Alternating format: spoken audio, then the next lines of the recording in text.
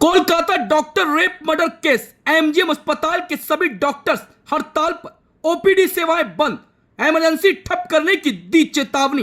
कोलकाता में हुए महिला चिकित्सक की निर्मम हत्या और अस्पताल में तोड़फोड़ की घटना के बाद देश भर के चिकित्सकों में रोष व्यक्त है। डॉक्टर सुरक्षा को, मृत डॉक्टर को इंसाफ दिलाने की मांग को लेकर देश भर में प्रदर्शन कर रहे हैं, जिससे स्वास्थ्य सेवाएं प्रभावित होने लगी है। जमशेदपुर में भी डॉक्टरों ने सरकार के खिलाफ आर पार की लड़ाई का ऐलान कर दिया। कोल्हान के इकलौते सबसे बड़े मेडिकल कॉलेज अस्पताल एमजीएम अस्पताल परिसर में डॉक्टरों के सभी संगठनों ने एकजुट होकर कोलकाता की घटना पर आक्रोश जताते हुए अनिश्चितकालीन हड़ताल पर जाने का ऐलान कर दिया है।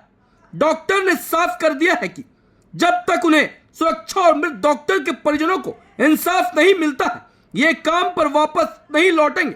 वहीं डॉक्टरों ने चेतावनी दिया है कि यदि सरकार अब उनकी मांगों को नहीं मानती है तो इमरजेंसी सेवाएं को भी ठप कर दिया जाएगा। फिलहाल ओपीडी सेवाएं बंद ने इस मामले को हमारा सबसे बेसिक डिमांड है जो किसी भी इंसान के लिए ज़रूरी है, चाहे वो डॉक्टर हो या ना हो, वो महिला हो या ना हो, सुरक्षा, कार्यस्थल में सुरक्षा। अपने घर में सुरक्षित महसूस जितना करते हैं, हम लोग अपना दिन का 24 घंटे में से 16 से 18 घंटा अपने कार्यस्थल में बिताते हैं।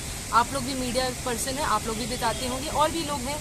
किसी भी वर्ग में, किसी भी क्षेत्र में जो काम कर रहे हैं, चाहे वो लेबर हो, वकील हो, टीचर हो, मैं नाम नहीं लेना चाहती हूँ, हर कोई अपने कार्यस्थल में सेफ फील करना, सुरक्षित रहना।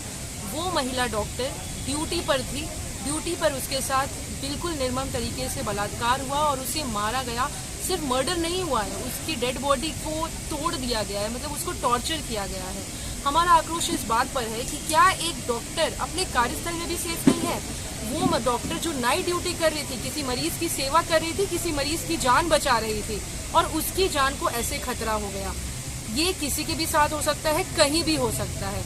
हमें हमारे कार्यस्थल पर सुरक्षा चाहिए। अगर हम एज डॉक्टर सेफ नहीं फील करेंगे तो आपका क्या इलाज करेंगे? मैं एक एग्जांपल देती हूँ कि रात के 12 बजे 1 बजे अगर किसी को इमरजेंसी हो और मुझे डर लगे कि शायद मैं जाऊँ तो मैं ही मारी जाऊँ, तो मैं उसकी जान क्यों बचाने जाऊँगी?